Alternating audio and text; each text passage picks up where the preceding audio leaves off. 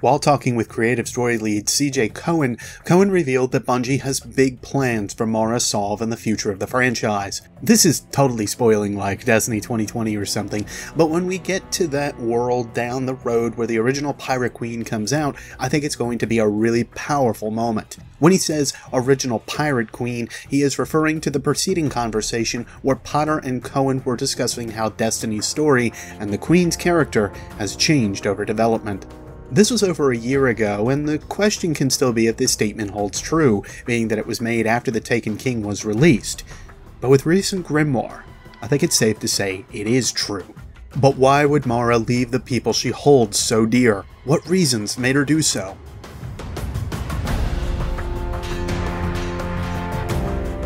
Hey everybody, it's your buddy Beard Grizzly. Our topic today, what happened with Mara Sov after the battle with Oryx? What reasons did she have to leave her people in the state they are in now? Mourning, lost, and unsure of their future. First, before we get to that, these are a couple of the artists I wanted to showcase today. First is from TR Illustrates of the landscape of Nessus. It's a breathtaking view of the landscape and makes me want to jump into Nessus mysteries even more. The second is from BK Monkus, and it's a black and white sketch showing a warlock holding the sword of Crota. Both of these artists can be found on Twitter, and their handles are linked in the description below. If any of you would like to submit gameplay, read Grimoire, submit art, whatever it may be, let me know on Twitter, Discord, or through my email. Thanks so much for the support you guys give. I wouldn't be here without you. Okay, with all of that out of the way, let's get into today's topic. I remember everything about the day I was born. The first time I viewed this cutscene, I simply felt it was the way that Bungie wanted to exit this character. No, not that character. Yes, that one. Mara Sov, Queen of the Awoken, the one that the Awoken people of the Reef looked to for guidance and hope, was supposedly lost to the battle with Oryx. She was just one casualty among many, as we see with the Telesto Grimoire card. From Paladin Kamala Rior to Acting Regent Petrovenge. Subject, Search and Rescue Report, Saturn 13.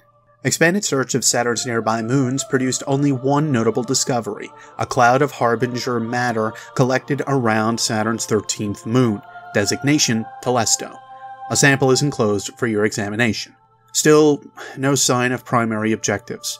Continued survey of the remaining 100,000 kilometers cubed of space is underway, but as an Armada Paladin of the Awoken, it is my duty to officially recommend declaration of death of the following: Paladin Yasmin Eld, Paladin Leona Bryle, Paladin Abrazire, Paladin Pavel Nolg, Teshiun Shuro, Teshiun Sadia, Teshiun Kali, and the Awoken Queen, Mara Sov. Note that as Acting Regent Commander, it is not your duty to actually declare these deaths at this time. Message ends. To Mara's people, she is gone. To Petrovenge, the one now at the head of the Awoken and the Reef, she is gone. To her brother, Prince Uldren, she is alive. The sound of her voice ripped him from sleep. He jumped up. His ship was still contained in his protective sphere. He tried to retract the shield, but it was locked to its initiation time. He couldn't remember activating it. Then he remembered the battle. That blast. What that ship fired was ancient, not bound to anything the Origin libraries even sought to describe. He tried to calm down. He thought of her, searching for her pull. He couldn't find it, but he was not calm. She always told him she would always be there, behind the calm. The countdown to the shield's deactivation pulsed. He tried again to home in on her, to find if she truly gave herself for this battle. He felt close to something, a hum of starlight. Then shield deactivation broke his focus. If Uldren could survive the weapon blast from Oryx's ship, who's to say that others didn't as well? That faint hum of starlight? He feels it again after his encounter with the fallen House of Kings on Earth. He thought they would take him to a catch, but they were deep underground. Not near the Cosmodrome, but it didn't matter. He'd never been particularly concerned with the geography of this blasted world. It was not his home. So he bent his head low and listened to the guttural string of hisses and clicks issuing from the maw of a would-be king in yellow. A broken ruler of a broken house, and the last of his kind. They were more alike than he cared to admit. When the creature's anger had burnt itself out, he raised his head to look at it. He did not need to speak. One kell rises and another bends its knee, and the prince felt the little hum of starlight ripple through him, the one that let him know she would be pleased with what he had done. Of course, this calls to question the sanity of Uldren. Perhaps he feels this hum thanks to a want to feel his sister is still alive. After all, Mara plainly communicates with her people in full words, not just feelings or hums. Perhaps this is truly Mara Sov, still alive, able to communicate with her brother through this telepathic link that the Awoken seem to have. If she is alive, and being I haven't seen a dead body in game yet, Mara had some very good reasons for leaving the reef in the hands of Petra Venj. After all, Petra, along with another prominent resident of the reef, seem to have their own plans. Let's not mince words here. Varix and Petra still very much stand for the Queen and all that she does. Petra especially is outwardly shaken up by the disappearance or loss of her Queen. Petra also tried hard to return home after the events that sent her into an exiled state to help us, originally as the Queen's emissary to the Tower in the early days of Destiny. Varix gave up information on Skolas twice over. Varix handed the Queen the House of Wolves, set up Skolas for capture, and set in play the last of what was needed to finally put the Reef Wars to an end. Varix still seems to pine for more, however, and Varix seemingly betrays Petra's possible thoughts in the Skolas defeated card. "Put your mask on," Petra says. "The prince gets sullen if he's kept waiting." "Not like us," Varix says, oh so mild. "We're very patient, yes?" Petra looks down on him with pity and contempt, and a strange fondness. Perhaps it's just me reading into this part a bit too far, but it feels to me that Varix and Petra know a bit more of each other's plans than the Queen may even know, or at least that the Queen lets on.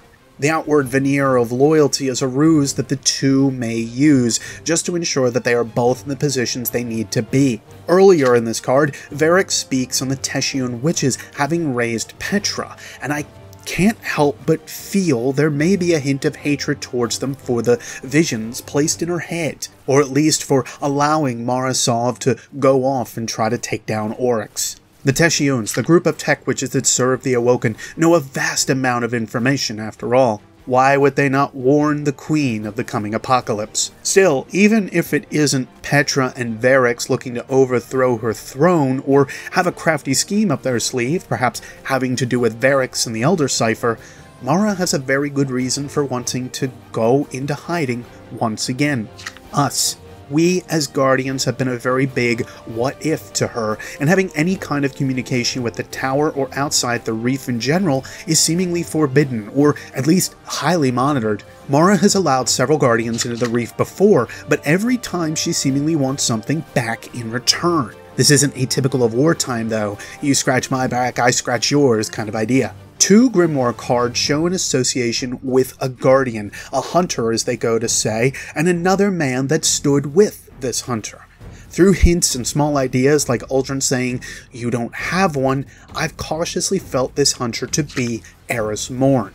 She seems to have a very drastic want to kill Oryx, so the association feels apt, at least. I've also cautiously felt the man next to her may be Osiris, once known, now forgotten, but his disciples now able to act as they seemingly will in the Reef to possibly bring the Queen some information about what he's doing. Regardless, Uldren later feels it's a bad idea for this hunter to be seen with all of the new Guardian traffic in the Reef's hangars. If they knew this person with green eyes was indeed conversing with Mara as described in Ghost Fragment the Reef, it would be catastrophic for the Queen's plans. Of course, the question is more, what was the Queen's plans? But if I have to guess, it's for us to believe she's gone so she can do something. At least hide? To attack us? These are the inner workings of Mara Sov and the schemings of Uldren Sov that we know very little of. I have my thoughts on where Mara may be, along with some of the Teshun witches as well, but there's nothing concrete about these feelings. For now, I will keep them to myself until we possibly hear more about Osiris.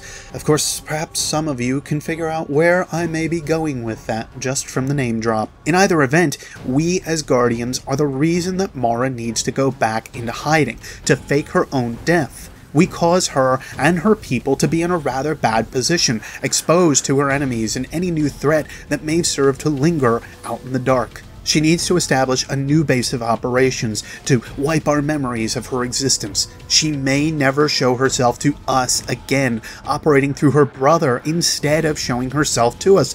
But then this calls to question what her brother has planned for us, or for the Fallen that he seemingly has now under his control. But why hide from her people? Is it because of the need to safeguard herself so much as a pure Awoken, one that hasn't had contact with the Guardians that much? Even then, if Mara and the paladins and witches listed in the Telesto After Action report are alone on their own for some reason, the reef itself is a sprawling mass of Golden Age ships linked together that house possibly thousands upon thousands of people. If nothing else, this causes me to wonder what she gains from being alone, from not having our involvement at all. Did she know about the Cabal? What danger is the reef in with the coming invasion? Who else will need our help, and who will we be able to actually save once Gaul invades our system? Mara Sov may be the only one that holds those answers, for only she truly knows her plans without question. Perhaps time will have to be the element that tells us and reveals to us over time, or perhaps one link to time itself. For now, I'll leave this for you to decide. This is a rather open theory with a few holes that need to be filled, but the basis is there. Mara Sov needed to cut herself off from us if she indeed is still alive, and if not, then Prince Uldren needs to be committed in a bad way. Let me know down in the comments below what you think of this theory. Am I also cuckoo for Cocoa Puffs like Uldren, or am I onto something here? If you're not sure what to say, leave the phrase Mara knows in a comment below, displaying that only Mara knows her true plans. If you liked what you heard, you know where the subscribe and bell buttons are to be notified of future videos and reports. The like or dislike button tells me what you guys enjoy hearing from me. For now, however, I can only ever be Beard Grizzly. Thank you so much for listening, and I'll see you next Spacetime, Guardians. Take care.